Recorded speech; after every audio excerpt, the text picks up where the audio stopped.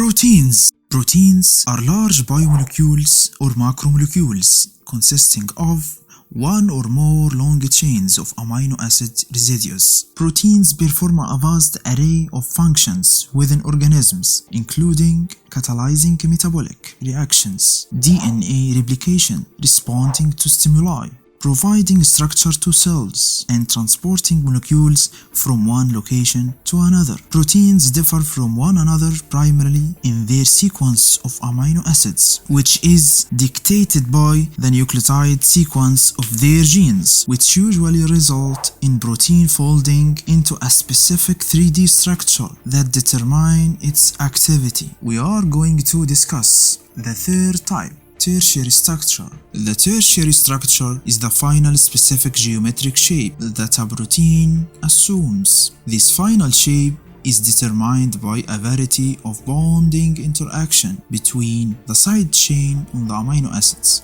These bonding interactions may be stronger than the hydrogen bonds between amide groups holding the helical structure. This final shape is determined by a variety of bonding interactions between the side chains on the amino acid. These bonding interactions may be stronger than the hydrogen bonds between amide groups holding the helical structure. As a result, bonding interactions between side chains may cause a number of folds, bends, and loops in the protein chain. There are four types of bonding interactions between side chains, including hydrogen bond, salt-bridged disulfide bonds, and non-polar hydrophobic interaction. Bonding in the protein chain. There are two main classes of protein tertiary structure: fibrous proteins, globular proteins. And now we are going to discuss the first type of tertiary structure proteins. Fibrous proteins consist of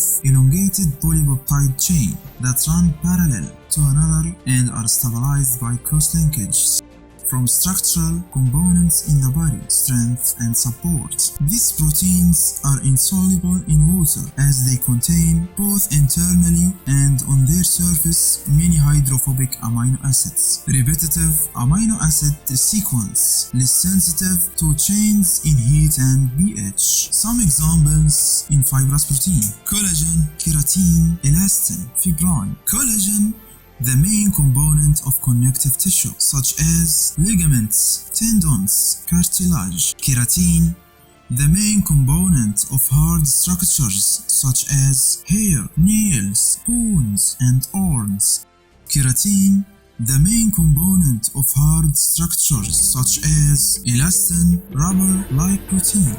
Fibrin, it's produced by spiders and insects. Importance of tertiary proteins. Tertiary structure is important for enzyme functionally because it specially connects all the functional pieces of a protein together to perform a task, usually a very specific task connected to that level of structure. Importance of fibrous proteins. Fibrous proteins are usually static molecules and play important structural roles in the anatomy and physiology of vertebrates, providing external protection, support, shape, and form. They are water insoluble and are typically built up on a single repetitive structure assembled into cables or threads.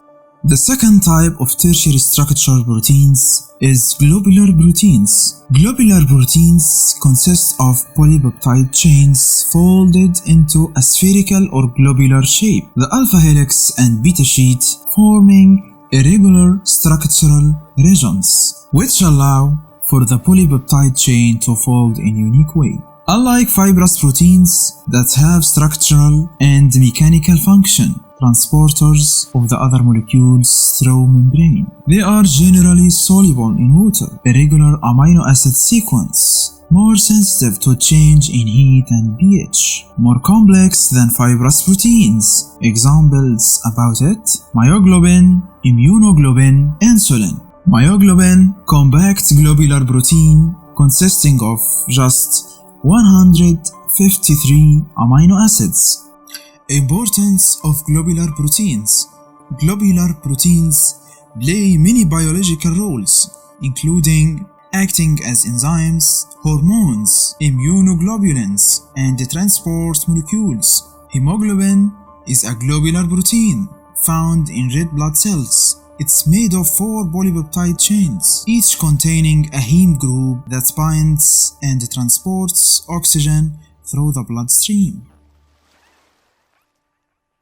The tertiary structure of a protein consists of the way a polypeptide is formed of a complex molecular shape. This is caused by R group interactions, such as ionic and hydrogen bonds, disulfide bridges, and hydrophobic and hydrophilic interactions. Most globular proteins contain internal covalent crosslinks in the form of disulfide bonds, cysteine residues. There is relatively free rotation about the disulfide bond. The disulfide bond contributes to the stability of the three-dimensional shape.